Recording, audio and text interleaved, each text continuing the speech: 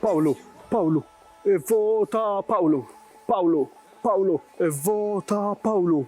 Oh, xeċitament għandi, għalix sejjer nisma mass meeting l-ewwel wieħed tiegħi ta' wieħed Pawlu.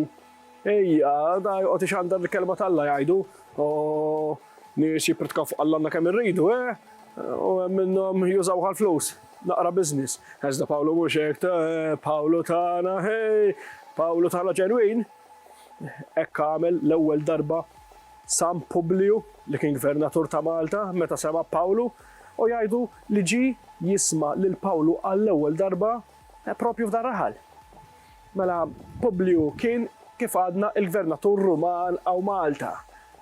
U kellu t-mexxija tal-pajjiż. U kien jemmen blallat pagani qabel, iżda mhux tal-li kkonverta minn hekk, tal-li apparti t-mexxija tal-pajjiż li kienet diġà fidu, beda jmexxu wkoll ir-reliġjon spiritwali tagħna. Mela ħanajdilkom xara.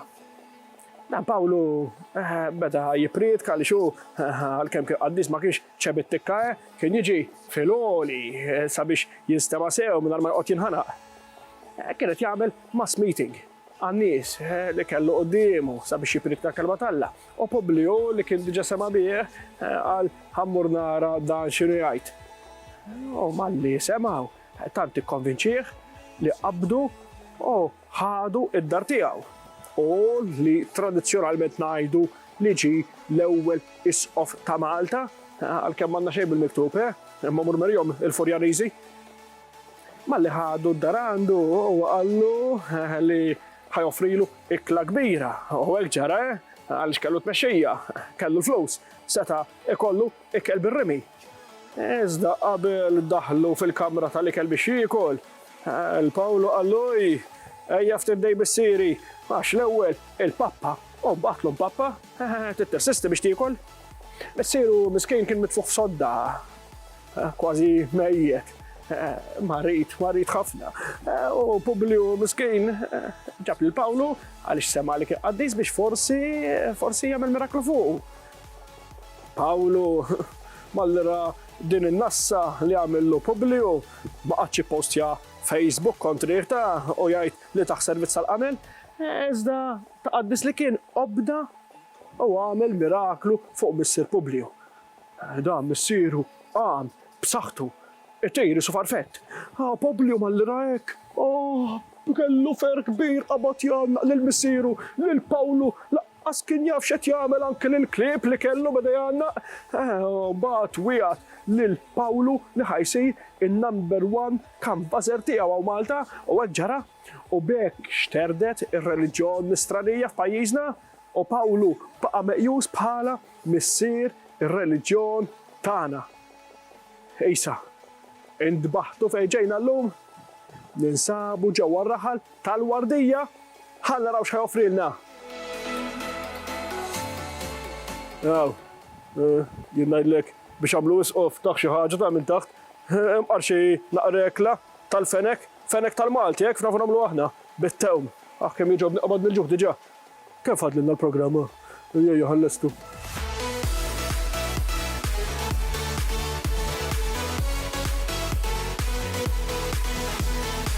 Il-Wardija huwa raħal ċkejken li jagħmel parti mill-irħula l-oħra tal-madwar li jaqgħu taħt it-tmun tal-Kunsill Lokali ta' San Pawl il-Baħar. Wieqaf fuq għolja mdaqsa, dan ir-raħal kien iservi sabiex in-nies ta' dak iż-żmien kienu jagħmlu l-għassa għal xi attakki tal-għadu. Dan jiġdu ismu stess li aktarx ġej minn kelma Taljana jew sqalla, gwardja, li propju tfisser taħsses. Għalkemm minħabba l-influenza tal-lingwa Arbija li kellna fi żmien u li baqgħet dominanti fost in-nies għal diversi snin, dan l-isem ġie mdawwar għall-lessiku Arbi, kif propju nafuh illum, Wardija.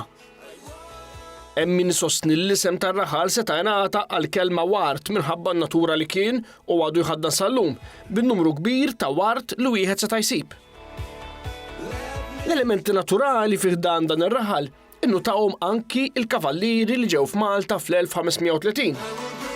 Ta' kaċċaturi primi, il-kavallieri nnutaw minnu fih dawn l-inħawi, li kien post ideali sabiex wieħed qatta ftit tal-ħin għal dan il-passatemp li għataw min għadu jħaddan, għalkemm b'aktar limitazzjonijiet minn qabel. Tantu hekk li diversi kavallieri bdew jibnu djar għal kaċċa jew fil-leġġatura sabiex ikollhom fejn joqogħdu u jinqatgħu mill-kumplament tal-miġema.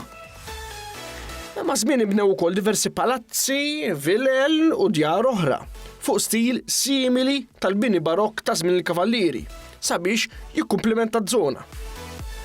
Illum, minn barra dan il-bini, fir-raħal tal-Wardija insibu wkoll żewġ skejjel, waħda għall-istudenti lokali u oħra għall-studenti barranin.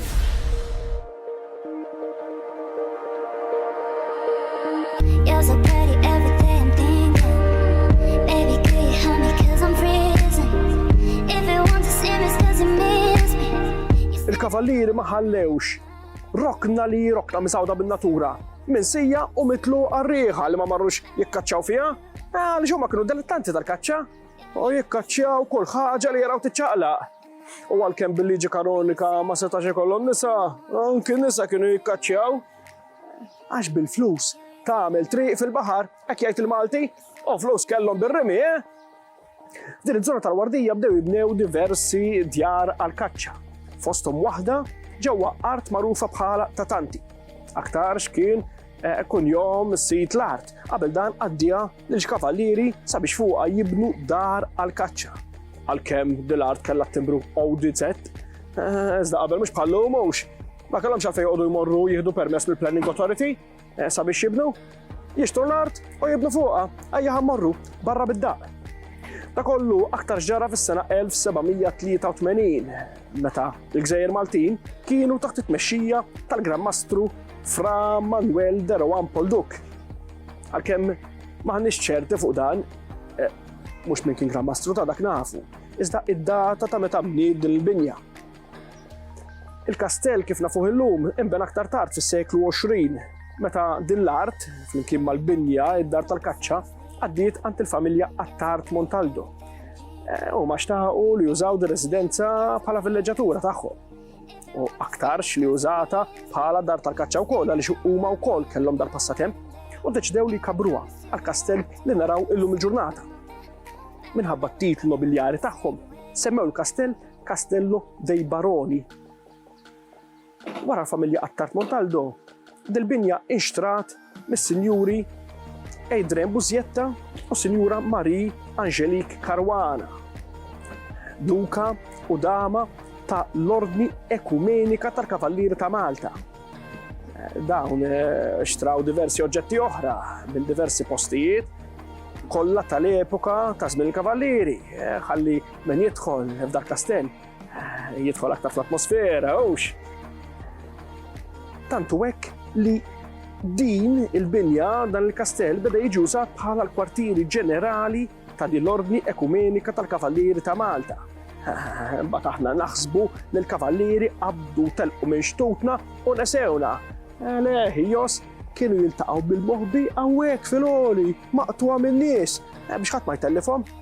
U għall-arja u l-frisk, ċajta.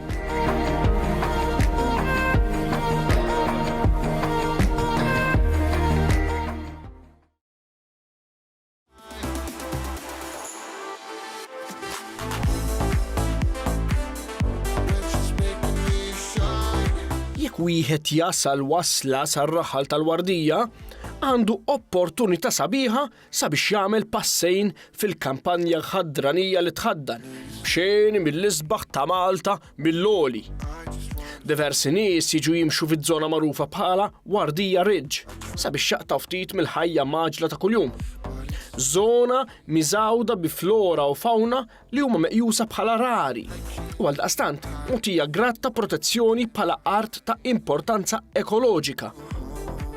L-Ingliżi li ma tantx kienu jifhmu jew jagħtu każ il-flora u l-fawna li kienu f'pajjiżna ħasbu sabiex fuq din l-għolja jibnu batterija għad-difiża ta' Malta. Fl-1914 l-Ingliżi, minħabba li kienet għadha kemm faqqet l-ewwel gwerra dinjija, ħasbu li kien ikun għaqli li jibnu diversi batteriji f'żoni li huma għoljin bħal din tal-Wardija sabiex jaraw lil għadu riesaq.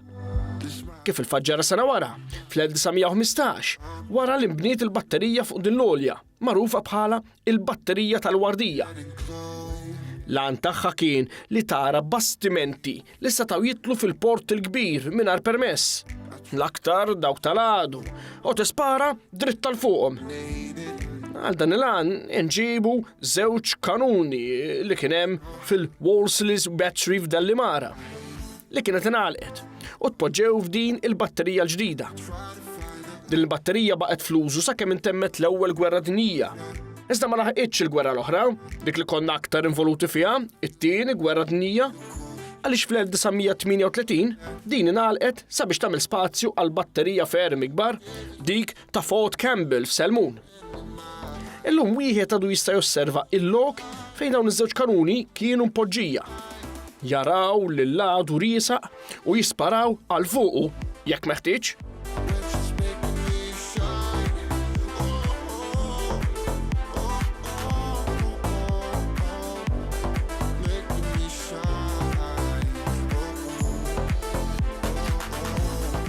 Ġews Lews Astantin kemm inħobbu l-San Martin. Kemm il-darba smajtu għad it-taqbila, speċjalment meta kontu għadkom żgħar. Għadni niftakar, żgħar kemm kont nistenna biħrara sabiex immur l-iskola u l-mużew u jagħtuni il-borża ta' San Martin. Mimlija sa fuq nett, Bat immur id-dar.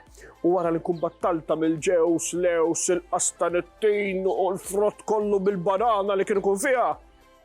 Kont immur nagħtiha lill-ommi sabiex tarġa' timlieli bil-ħelu ċokolata. Ħasra tarmija borża bħal dik mhux vera. U San Martin x'għandu x'jaqsam ma' da kollu.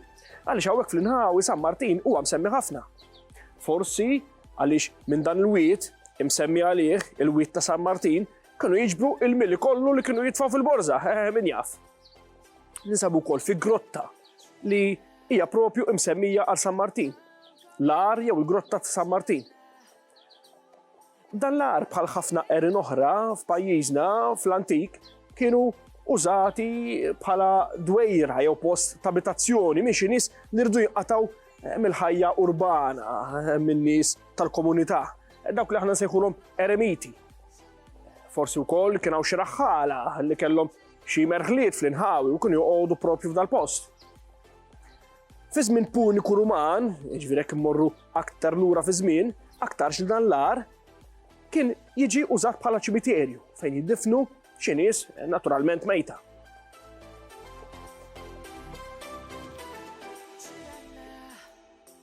Għal xi żmien dal-ar safa mitluf u abbandonat. Sakemm inġibet statwa tal-Madonna tal-Kunċizzjoni mill-villa tal-Imħallef Mikallef, maħduma Luigi Muscat. U tpoġġiet propju hawnhekk ġewwa dal-ar. Il-Madonna tal-Kunċizzjoni ħassitha xi ftit waħedha, lonely, u riedet naqra kumpanija, u għalhekk fil-pront tfaċċat l-istatwa ta' Bernardett. Dik it-tfajla li deritela l-Madonna ġewwa l-urt. Kif ġiet hawnhekk f'dal-ar Bernardett għadu misteru, ħadd ma jaf, forsi blajru, b'xi vapur, bil-hawn, ma nafux. Għalhekk hawnhekk ifforma għar isna tnejdu il-grotta tal-urt. U d-devozzjoni bdiet tikber, tant li fl-1939 Duntward Farrugia Buġejja poġġa altar sabiex tkun tista' issir il-quddies. Ma stenna hej, mhux qabel ma nġibu l-kunsens minn Ruma? Sabiex iġib dal-kunsens peress li kellu l-kuntatti f'Ruma ħaseb tajjeb li iġibu il-kavallier Ser Hannibal Scicluna li għalkemm dal-isem ma kien xejn tal-biża'. U dan reskritt ġabu fit-23 ta' Jannar tal-1952 sabiex tkun tista' ssir l-quddiesa fil-festi kollha Marjani, jiġifieri fil-festi tal-Madonna. Fl-1960 inħatar rettur Dun Manuel Attard mill-Arċisqof ta' dak iż-żmien Mikil Gonzi u dan ħaseb tajjeb li biswit l-ar jibni sagristija sabiex għall-inqas ikun jista' jbiddel kif inhu xieraq fil-privatezza kollha, le.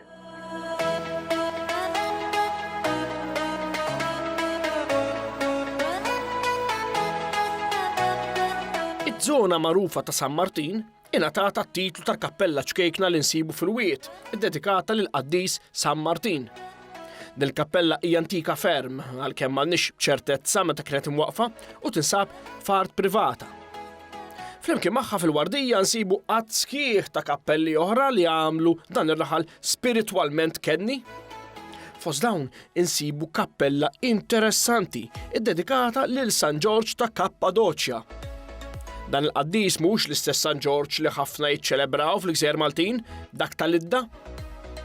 Il-Knisja dedikata l San George hija waħda benefiċjali u tinsab fuq il-għolja tal-Wardija, viċin ħafna tal-palazzi nobbli li jiċċirkondawha u ta' kappelli oħra privati.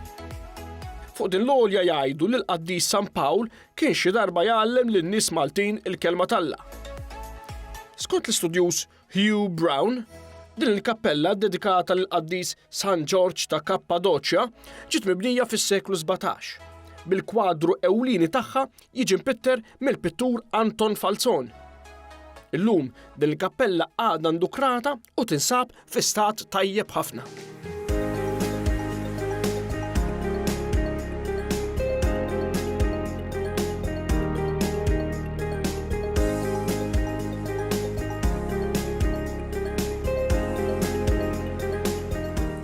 Kappelli għaw kemm trid. Naħseb aktar għaw kappelli mill-nies.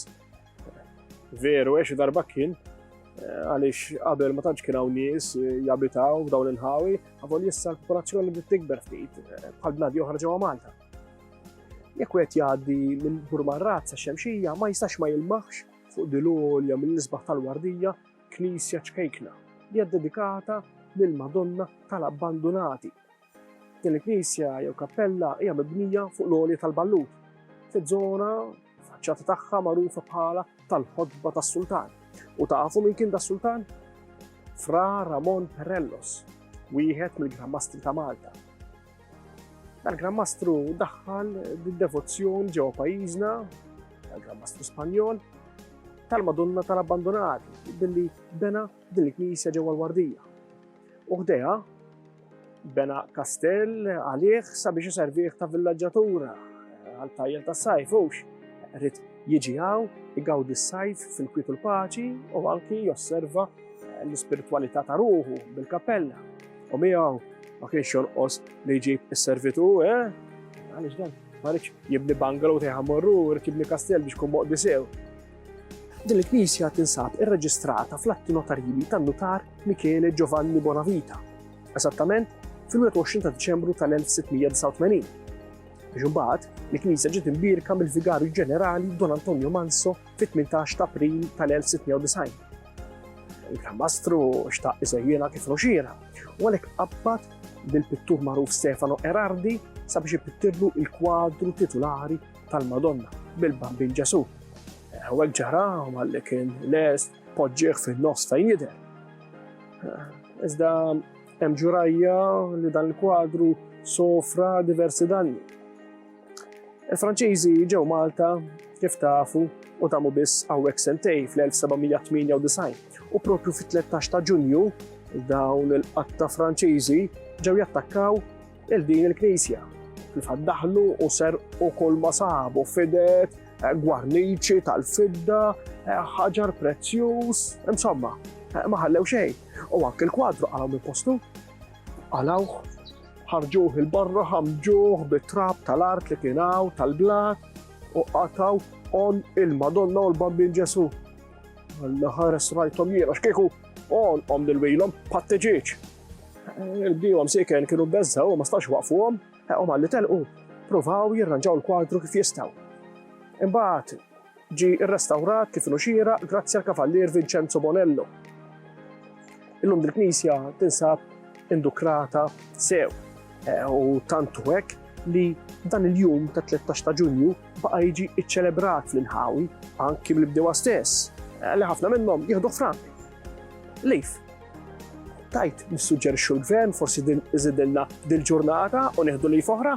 Ta' min ħanejdlek grazzi għall Madonna tal-Abbandonati, għal-qas ikun abbandonat għal ġurnata waħda?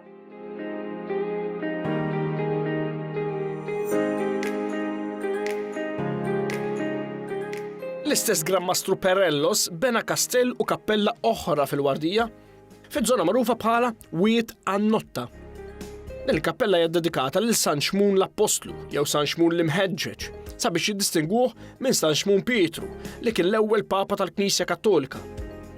imlaqqam l-imħeġġeġ għaliex jgħidu li San Xmon kien joħodha qatta bla ħabel ma' dawk li kienu tad-diżunur għall-fidi tagħhom.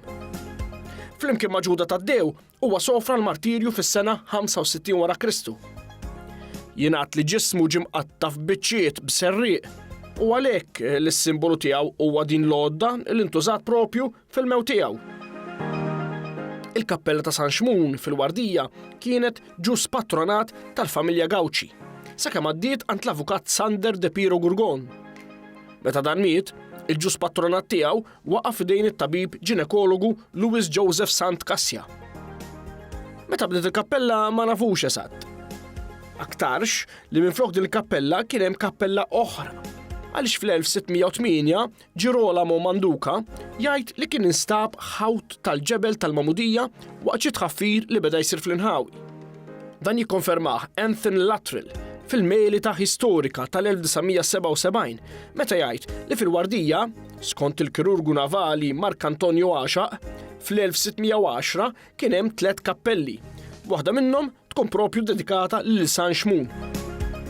Il-kappella ta' San Xmon ma tissemmix fir-rapport ta' Monsignor Duzina fl-1575, iżda tissemma aktar tard, fl-1616, fi żjara li għamel l-isqof Baldassare Kaljares. Għal xi żmien dil-kappella kienet mitluqa u abbandunata u sarilha restawr kbir.